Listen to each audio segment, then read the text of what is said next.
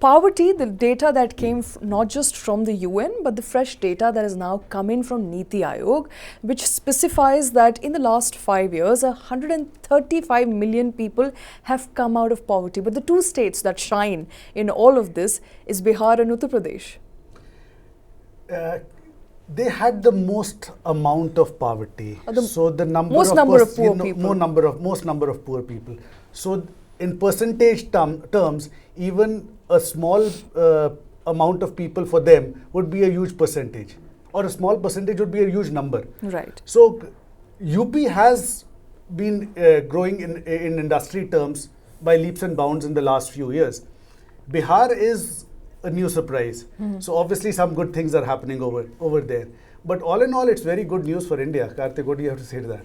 Yeah, so I think let's look at these numbers in context. Number one, we are talking about the last 5 years, Shweta. So 135 million people have exited multidimensional poverty, which means it's not just income that we are talking about. It's not just cash in hand we are talking about. We are talking about education. We are talking about healthcare services, and we are talking about overall standard of living, right? So it's looking at all these multiple dimensions and not just pure play income, which gets negated on account of inflation. So interesting. I think for the benefit of our viewers, we can reiterate this. This is multidimensional poverty index. Correct. Essentially, it's not just on account of how much money we put in hands of the people, but how their living standard, their health, their housing improves overall. Absolutely. So if you're talking about, let's say, the per capita GDP at 2,500 rupees or something, that per capita GDP number of 2,500 would have bought you far more number of goods and services in 2015-16, which was the start date of this report, as compared to 2022, which was 2021, I'm sorry, which was the end date of this report. Because of inflation growing at a 3%, 4% year-on-year compounding average.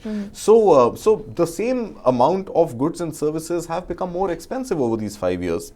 Hence, the context of multidimensional is critical, that there are more number of people who have access to better health, access to better education, and their standard of living has improved, right? Now, of course, UP and Bihar had a sizable population yes. of poor people. And no surprise that, these are the regions from where the maximum exit from poverty has also happened. Right. But I think if you look at the overall rural versus urban divide, that is where the story gets far more exciting. So rural decline in poverty numbers has come down from 32.6% to about 19.3%, right? So this shows that there are far fewer number of rural poor now than they were in 2015-16. Whereas the decline in urban poverty, which is primarily the urban slums, it is primarily the migrated labor working at construction sites, etc. Their standard of living, their education, their healthcare has not improved significantly. Just about 8.7% who were considered multidimensionally poor in 2015-16 have reduced only to about 5.3%. So just a 3% decline in urban poverty. And remember, urban standard of living comes at a much higher cost as well as compared to rural. So income generation in urban India has not matched to the income generation apparently in rural area. Now, overall, if you talk about the number, I think from almost 25% in 2015-16, our absolute population scale poverty levels have come down to about 15%. So just 15% of a third world country, so to speak, of India is today below poverty line, and that number of 15% is a significant reduction from almost 25% 7 years ago. So I think all this data is also getting nicely corroborated that the UNDP report that came out last week said 415 million Indians have exited poverty in the last 15 years. So the data seems fairly accurate or corroborated both. There's no reason to disbelieve either of the two sets because they are justifying claims of each other. So 15 years, 415 million people exited poverty. 5 years, 135. So it's technically 1/3 only, pretty much, right? Right. More reasons to perhaps rejoice is also, let's say, the price report that we spoke about again a week, 10 days ago. It suggested India will be home to 1 billion middle class, not poor, not below poverty line, 1 billion middle class population by 2030. And all of this is also resonating, I feel, when you look at, let's say, the two-wheeler data, you look at the car sales, you look at home Real loans, estate. you look at real estate, right? You look at even e-commerce shopping that comes, Absolutely. every now and Right. then, which I believe is still more of an urban than a rural phenomena. But I think all these data points corroborate fairly well that the consumption story is picking up. The consumption story has got feet to stand on and is going to be a significant driver of India's GDP going forward.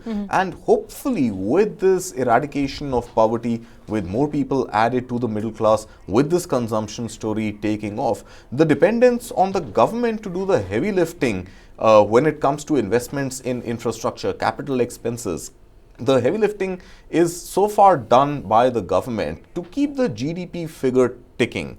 And overall, of course, I mean, expenses on infrastructure, etc., add to the multiplier effect of the economy. But then the heavy lifting would not be specifically the government's KRA by the end of this decade, I'm hoping. And the consumption story, the real growth in the economy, should have picked up fairly squarely, which means that by way of the fiscal prudence, the tax collected by the government should in time be in excess of the expenditure of the government, which means no fiscal deficit by end of this decade, rather a fiscal surplus. Okay. So that is the story that I am really hoping for and bullish about. Too optimistic. No, I think it's fairly realistic, Okay. Shweta. I think we've been a poor country for far too long. We've been an underdog for far too long. We've been an aspirational country for far too long. I think these aspirations are getting met. Finally, it's not just being aspirational, but going ahead and meeting those aspirations. And if that happens step by eradication of poverty, by a booming middle class, and by this whole consumption story picking up, I think we have better days ahead. And this end of the decade would also hopefully coincide with India being the third largest economy in the world as opposed to the fifth right now. Okay, I'm not a doomsday predictor, and I don't want to dampen the sentiments, but my concern remain with respect to the fact that it is still so uneven. The wealth is so unevenly distributed. From the numbers that you quoted, people who have come out of poverty in rural areas is far too high. It is still to the point of 19.3% as opposed to urban area, whereas Right. it's approximately 5% or lower. My concern is that a far share of the profit of growth is being given, or the fruit is being given to people living in urban areas as opposed to rural area, and therefore the unequitable distribution of wealth and progress. See, there's no denying, Shweta, that there is income inequality in the country, right? But I would again like to look at the reduction in rural poverty from 32% to 19%. It's a significant reduction. The number is still, in absolute terms, the number is high. But in comparative terms, compare that with the urban figures, reducing from 8.7% to 5.3%, there has been greater eradication of poverty in rural areas than in urban areas, number one. Just a counter view to what you're saying. However, I think income inequality is a fact and is a reason, for corrective action to be continued to be taken and to be initiated if it is not being taken right now.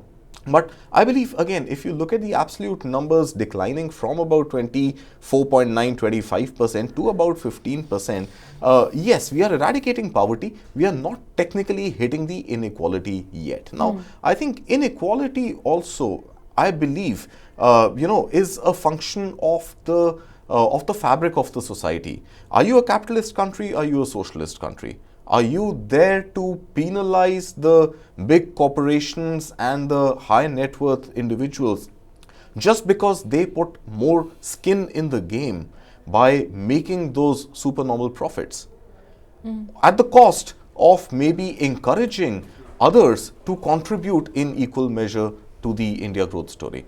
So I think in a country like China and a country like Russia, which have largely been communist or socialist states, there is a wider spread of that overall income generated. But socialism is unlikely, in my mind, to bear the fruits of development as fast as capitalism would. So I believe, yes, there is enough and more merit in keeping corporate tax rates, I believe, higher than income tax rates. and that is a course correction that the government or any subsequent governments that come to power should do. You can't have corporate India taxed at 25% and the average middle class Indian taxed at 30%. Right. So that correction in corporate tax versus income tax should hopefully augur a little better for this income inequality to go. I think the tax on super rich, all cess, etc., everything included, reducing from 42% to 37% was not a great step taken. If anything, it could have gone from 42 to 43% in a bit to slightly compensate the larger tax net of the country, the middle class, which pays the bulk of the income tax. So I believe you're right. A lot needs to be done when we talk about income inequality. But at the same time, a lot needs to be celebrated for abject poverty, multidimensional poverty going away, exiting, and this looming middle class, which is going to add to the consumption story. All right. So it is a growth story, and it's a growth story of India. So something there to celebrate. Obviously, Karthik and I continue to be divided on how, and I think we continue to be united on how perhaps we should treat inequality, and we need to do better there. But good numbers coming in there by the way of poverty and India's progress that India has shown as far as uplifting people out of abject poverty is concerned.